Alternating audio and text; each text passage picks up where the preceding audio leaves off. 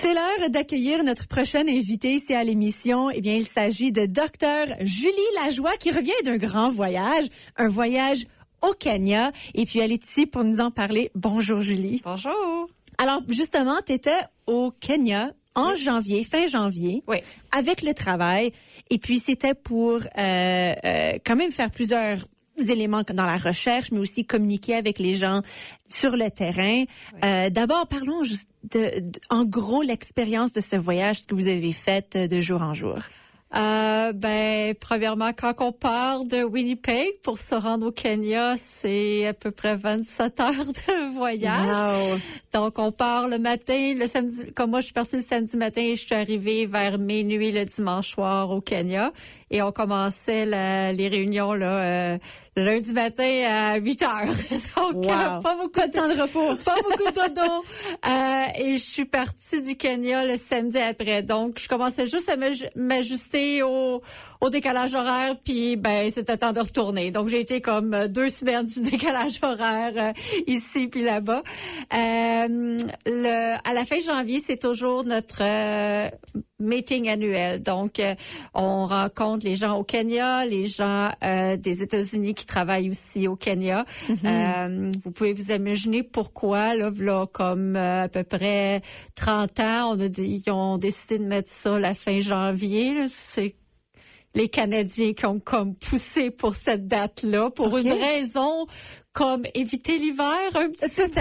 Je veux dire, c'est un bon temps pour y aller. C'est un très bon temps. Comme on veut pas y aller en plein milieu de juillet, on veut y aller à la fin janvier. Donc c'est notre temps où on va toujours au Kenya.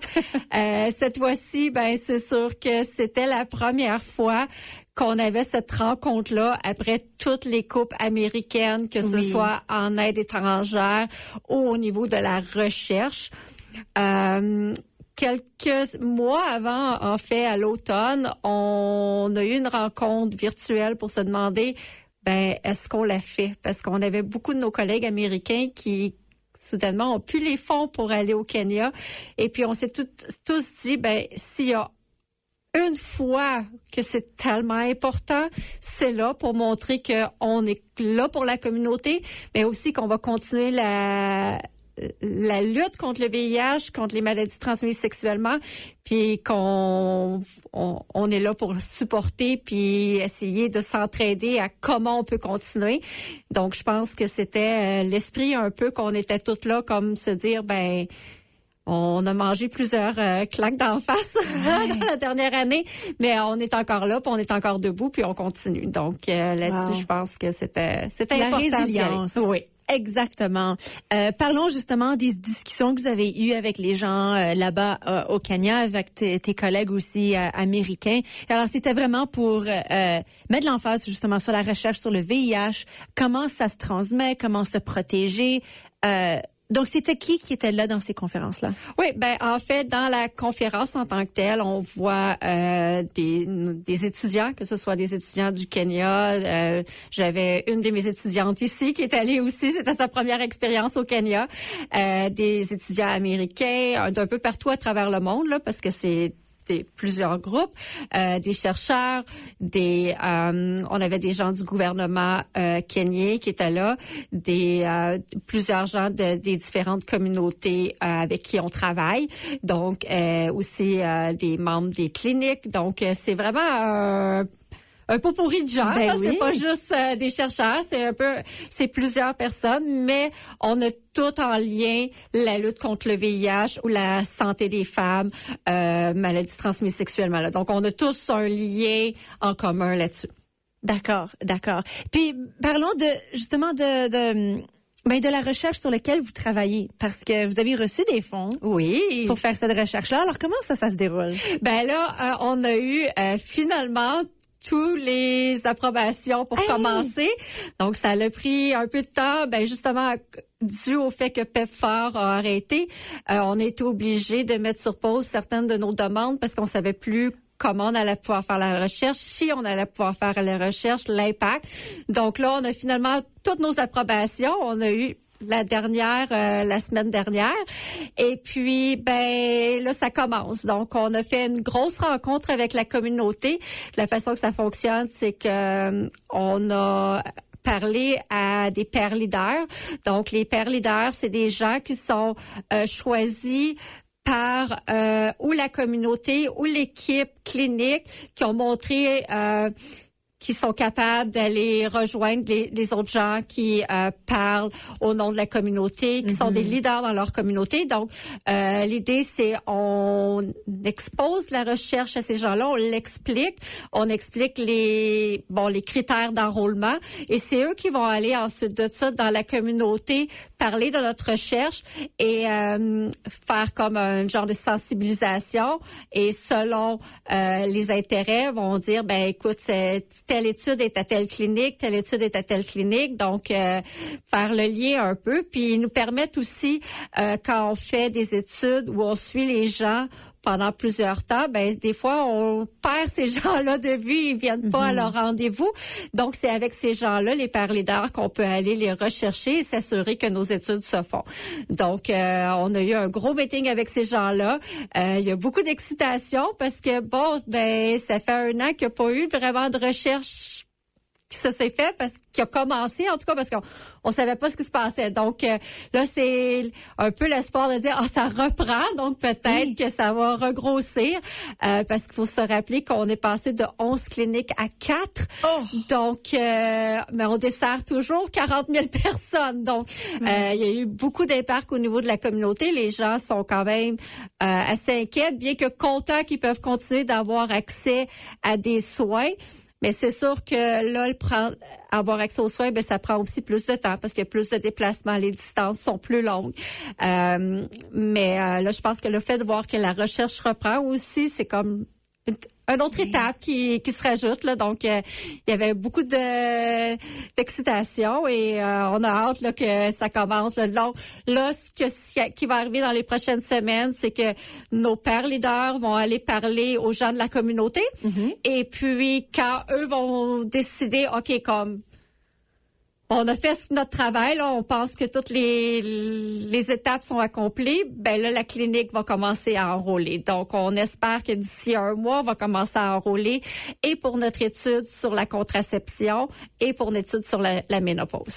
D'accord, oui, c'est ça. Alors, la recherche qui va commencer, juste pour faire le rappel à ceux qui nous écoutent, c'est spécifiquement sur le traitement du VIH? Non, c'est 2 études qu'on a. La première, c'est une étude sur une forme de contraception injectable qui a été associée dans certaines études à augmenter les risques du VIH. Et si on est une travailleuse du sexe, on est déjà à haut risque d'attraper le VIH. Mais on a besoin d'une bonne méthode de protection et celle-là, elle est très efficace. C'est une injection toutes les 3 mois et c'est quelques sous par injection. Donc, c'est très abordable. Mais même si ça augmenterait un petit peu le risque d'acquérir le VIH, c'est quelque chose qu'il faut vraiment, vraiment voir. Donc là, on fait une grosse étude là-dessus. Donc, c'est une contraception contre le VIH. Non, une contraception contre les grossesses. Oh, vraiment? Alors, une injection? Une injection à tous les 3 mois qui permet de prévenir les grossesses. C'est une des formes de contraception les plus utilisées à travers le monde parce que justement, t'as pas de petites pilules à tous les jours, il y a rien à insérer, c'est juste une piqûre à tous les 3 mois et ça a une efficacité très, très grande. Mais bon, ça viendrait peut-être avec ce risque-là. Donc, c'est là-dessus cette étude-là. Et puis, l'autre étude, c'est sur la ménopause. Donc, qu'est-ce que ça veut dire de vieillir en tant que travailleuse du sexe ou en tant que femme? Et donc, c'est quoi les risques? Si on n'est pas infecté par le VIH, c'est quoi nos risques? En termes de susceptibilité, est-ce qu'on devient plus susceptible à acquérir le VIH? Et puis, si on vit déjà avec le VIH, qu'est-ce que ça veut dire en termes de comorbidité, en termes d'effets secondaires sur sur les médicaments? Donc là, c'est ça qu'on va aussi commencer. Je dois avouer que dans mes 2 études, l'étude sur la ménopause est extrêmement attendue. Ça fait des années qu'ils veulent avoir ça. Les études sur le VIH ou sur les maladies transmises sexuellement, en général, on a un cut-off à 40 ans. C'est comme après 40 ans, ça n'existe plus. Donc là, les gens de la communauté sont extrêmement excités d'avoir quelque chose qui finalement est pour les femmes de 40 ans et plus. C'est ça. Donc là, on commence. En plus que la ménopause en soi est aussi quelque chose qui est pas beaucoup recherché non plus. Il y a encore beaucoup de questions qui se posent de tout le monde à travers la planète sur c'est quoi certains symptômes, pourquoi est-ce qu'on reçoit certains symptômes. Donc, il y a ça qui rentre aussi. C'est des gros points d'interrogation dans le fond. Oui, la ménopause en tant que telle, c'est pas beaucoup étudié. Je pense que là, on commence de plus en plus à en parler la santé des femmes, c'est essentiel. Donc, on commence à avoir un peu plus de sujets, mais c'est encore très tabou. Pendant que j'étais là, on a fait une session avec environ 30 pères leaders, justement, plus âgés, pour parler de ménopause. Donc, on avait appelé ça Let's talk about hot flashes. Donc, parlons des bouffées de chaleur. Et puis, on s'est assis et puis comme ils se sont mis à me poser des questions et au début, il était un peu comme c'est comme tu vois qu'il y a un tabou là aussi. Ça, c'était des femmes et des hommes? C'était juste des femmes. OK. Donc j'ai commencé à leur dire ce que moi je vivais en tant que à la périménopause et puis tout d'un coup là ça s'est mis à poser plein de questions. J'ai un carnet maintenant de 5 pages recto verso de questions qui m'ont posées. Certaines, on va pouvoir leur répondre assez rapidement. Donc, l'idée, c'est maintenant de créer un genre de pamphlet qui va être distribué aux cliniques et puis juste comme des phrases vraiment claires. Et puis, donc ça, c'est notre première idée. Et puis, la deuxième idée, ça va de faire l'année prochaine une grosse rencontre qui va rassembler environ 5 à 7 000 femmes au Kenya. Et puis là, on va parler de la ménopause. Et puis, le reste, c'est des idées de recherche qui viennent de m'apparaître. Donc là, on va commencer ça aussi, là. Mais ce que je me suis aperçue, c'est ce qu'on vit ici en tant que femme, elles le vivent aussi, c'est les mêmes questions, c'est les mêmes tabous, c'est le même genre de manque d'accès à l'information. Ma mère, je pense qu'elle a fait ça, ma grand-mère, mais il en parlait pas trop, il sortait de la maison, puis donc c'est la même chose. Oui. Fait que c'est ça qui est intéressant à voir, c'est que oui, je travaille avec des travailleuses du sexe au Kenya, mais on vit la même affaire, puis c'est le même genre d'informations à la fin. Ils vont autant servir pour eux que pour nous ici.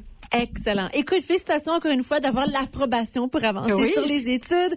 Donc, on espère que bientôt, on va avoir une nouvelle clinique. Là, les nouvelles cliniques, c'est sûr que ça dépend des fonds en santé du VIH, en santé internationale. Pour l'instant, là, on continue avec nos 4 cliniques, mais on sait qu'on peut garder nos 4 cliniques ouvertes pour quelques années, donc on a au moins sécurisé ça. D'accord. Donc ça, c'est important.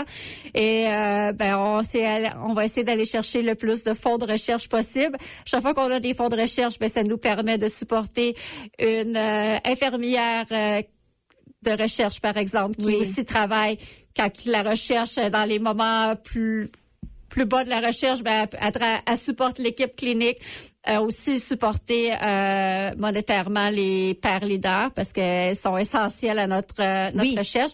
Donc, à chaque fois qu'on a un fonds de recherche, ça nous permet d'ajouter. Donc, présentement, n'importe quel support est le bienvenu. Et puis, je peux ajouter qu'en première, pendant qu'on était là, on a eu un très gros fonds de recherche, une énorme étude qu'on va pouvoir faire sur 5 ans pour les femmes plus âgées pour prévenir le cancer cervical. Wow! Donc, c'est sur embargo, on peut pas trop en parler, mais je vais pouvoir revenir dans peut-être quelques semaines là, quand ça sera plus sur embargo. Incroyable! Écoute, c'est une grosse nouvelle. Julie, c'est certainement quelque chose qu'on pourra rediscuter ensemble ici à la radio quand on aura le droit d'en parler. Merci beaucoup de passer ici au studio d'Envol. Ça me fait plaisir.